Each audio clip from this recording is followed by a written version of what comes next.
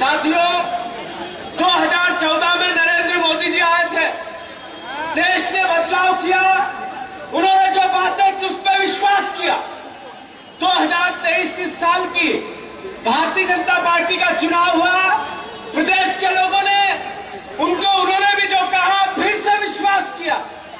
2014 में 2 करोड़ रोजगार की बात कही थी, मिले क्या?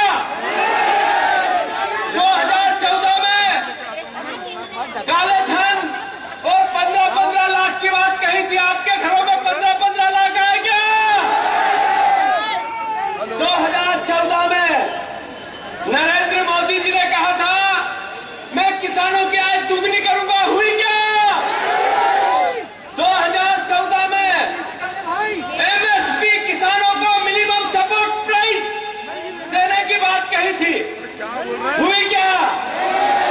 फिर 2023 के रिसेंट चुनाव हुए, शिवराज जी के नेतृत्व में हुए, हमारे नेता कमलनाथ जी थे, बहनों को कहा गया 3,000 रुपए देंगे, जैसे ही चुनाव हुआ मिले क्या? तो आप लोग चुप रहो, मैं बहनों से पूछ रहा हूं 3,000 रुपए मिले क्या? हमारे किसानों को कहा, कमलनाथ जी ने कहा मैं 3,000 रुपया किसानों के गेहूं का दाम दो। मैं बीजेपी की तब भी सरकार थी, बार बार चिल्ला रहा था, किसानों की आवाज उठा रहा था, भारतीय जनता पार्टी इग्नोर कर रही थी।